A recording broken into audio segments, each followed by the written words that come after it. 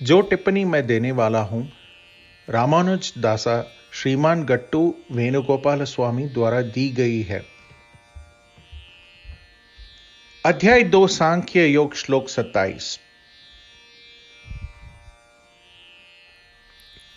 जातस्य हि ध्रुवो मृत्युः ध्रुवं जन्म मृतस्य च तस्मात् अपरिहार्येऽर्थे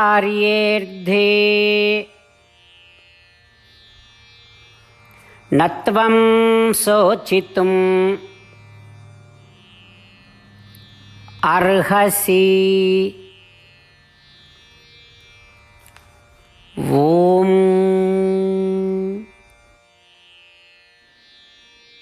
गीताचार्य श्री कृष्ण परमात्मा अर्जुन सहित हम सभी को पढ़ा रहे हैं। वह कह रहे हैं, अर्जुन, शरीर और आत्मा अलग अलग है। जो लोग यह झूठा सोचते हैं कि शरीर ही आत्मा है, उन्हें भी शोक करने की आवश्यकता नहीं है। मैं समझाता हूं कि क्यों। शरीर तब बनता है जब तत्वों का एक संयोजन एक साथ आता है और एक रूप बनाता है। इसे हम जन्म कहते हैं। इस शरीर में निरंतर परिवर्तन होते रहते हैं। एक दिन ये सभी तत्व अलग हो जाएंगे। इसे मृत्यु कहते हैं। जिस शरीर का जन्म हुआ है उसकी मृत्यु निश्चित है। जो शरीर मर चुका है उसका पुनर्जन्म अवश्यंभावी है, क्योंकि अलग हुए तत्वों का अस्तित्व कभी नष्ट नहीं होता। ये तत्व किसी न किसी अवस्था और रूप में विद्यमान रहते हैं। ये तत्व किसी समय फिर से एक साथ आएंगे, लेकिन इस बात की कोई आश्वासन नहीं है कि यह फिर से एक मानव शरीर होगा। यह संभव है कि यह तत्व एक जानवर या एक अचल प्राणी या एक चल प्राणी के रूप में एक साथ आ सकते हैं।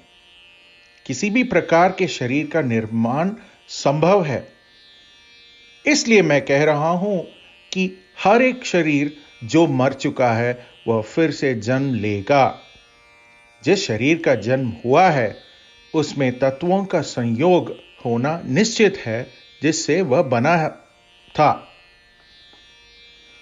तत्वों का यह संयोजन जिनसे शरीर पैदा होता है अनिवार्य रूप से अलग हो जाएगा। इसलिए मृत्यु अपरिहार्य है। जिस शरीर की मृत्यु हो गई है उसमें अलग हुए तत्वों का संयोजन फिर से एक साथ आना भी निश्चित है। इसलिए पुनर्जन्म भी अवश्यंभावी है। यहां तक कि अगर तुम सोचते हो कि शरीर आत्मा है तो इन तत्वों का अलग होना और मरना अनिवार्य है, और यह भी अनिवार्य है कि वे फिर से एक साथ आएं और पुनर्जन्म लें। जो अपरिहार्य है उसके लिए शोक करने का कोई मतलब नहीं है। तुम इसे रोक नहीं सकते अर्जुन।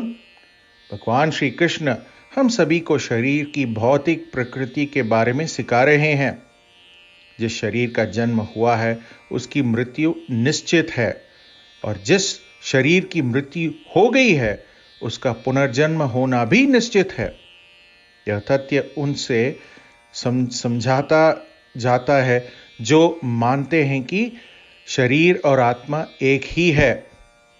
इस श्लोक के माध्यम से जो संदेश और पाठ हमें समझना चाहिए और अभ्यास करना चाहिए वह यह है कि व्यवस्थित क्रम में अनिवार्य रूप से होने वाले परिवर्तनों पर शोक किए बिना या उन्हें संशोधित करने का प्रयास किए बिना हमें साहसपूर्वक जीवन में अपने कार्यों को करना चाहिए और आगे बढ़ना चाहिए। श्रीमद् भगवद गीता का संपूर्ण सार श्री कृष्ण परमात्मा ने अध्याय 18 के श्लोक 65 से 70 में 8 कार्य करने के लिए दिया है।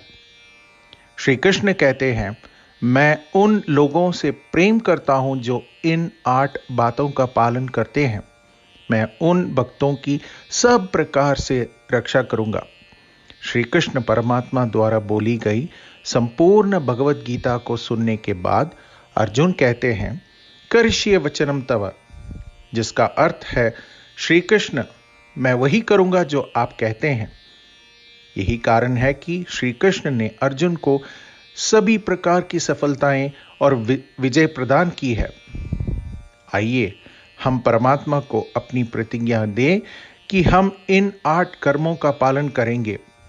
परमात्मा को यह शब्द देने से बड़ी कोई पूजा, तप या यज्ञ नहीं है। मैं ये 8 व्रत कहूंगा जो हमें करने चाहिए। आप सब कृपया अपने मन और हृदय में इन पर विचार करें। आज हम श्री कृष्ण को अपना वचन देते हैं।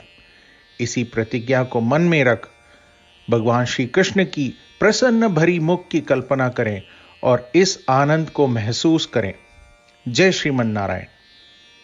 ये है हमारे 8 वादे। हमारा पहला वादा, हे श्रीमन नारायण, आपके निर्देश अनुसार हमेशा आपका ध्यान करूंगा और आपके बारे में ही सोचूंगा। हमारा दूसरा वादा, हे श्रीमन नारायण, आपके सलाह अनुसार हमेशा आपका भक्त रहूंगा। हमारा तीसरा वादा, हे श्रीमन नारायण, मैं आपकी सेवा और आपकी संतुष्टि के लिए अपने सभी कार्य करूंगा। हमारा चौथा वादा, हे श्रीमन नारायण, जैसा कि आपने कहा था अनुसरण करें।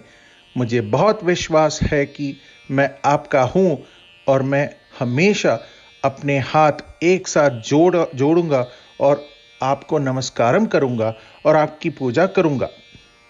हमारा 5वां वादा, हे श्रीमन नारायण, मुझे आपके शब्द माम एकम शरणम व्रज 18 से 66 याद है। यथानुसार मैं खुद को आपके सामने अर्पित करता हूं। श्रीमन नारायण, मैं हमेशा आपकी शरण में जाता हूं। हमारा 6वां वादा, हे श्रीमन नारायण, मुझे आपके शब्द मां शुचः 18 से 66 याद है, जिसमें आप हमें शोक न करने का आश्वासन दे रहे हैं। मैं अब और शोक नहीं करूंगा। हमारा 7वां वादा, हे श्रीमन नारायण, आपने हमारे लिए श्रीमद् भगवत गीता प्रदान करके हम सभी को अनुग्रहित और आशीर्वाद दिया है। मैं प्रतिदिन कम से कम 1 श्लोक पढ़ने या सुनने का वादा करता हूं।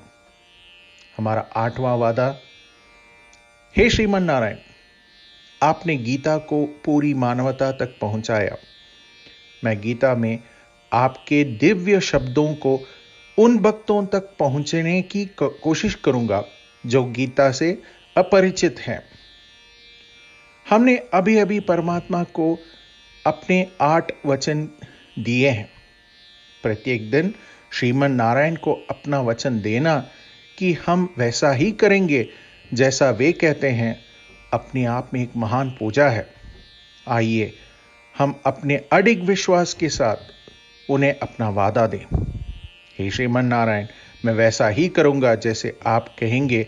मैं वैसा ही व्यवहार करूंगा जैसा आप चाहते हैं और मैं केवल आपके लिए ही काम करूंगा। श्रीमन नारायण, करिष्ये वचनम तव, जिसका अर्थ है, श्रीमन नारायण, मैं आपके निर्देशों के अनुसार कार्य करूंगा। सर्वम श्री कृष्णार्पणम अस्तु। जय श्रीमन नारायण। जातस्य हि ध्रुवो मृत्युः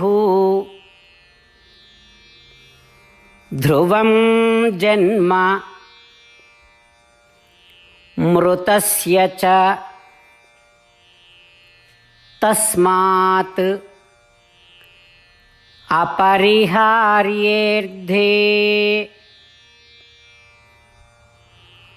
न त्वं शोचितुम् अर्हसि। ओम जातस्य हि ध्रुवो मृत्युः ध्रुवं जन्म मृतस्य च तस्मात् अपरिहार्येऽर्थे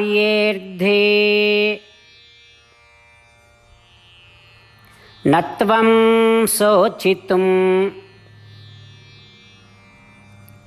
अर्हसि।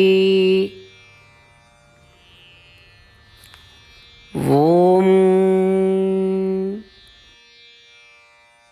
శ్రీమన్నారాయణ కరిష్యే వచనం తవ సర్వం శ్రీకృష్ణార్పణమస్తు.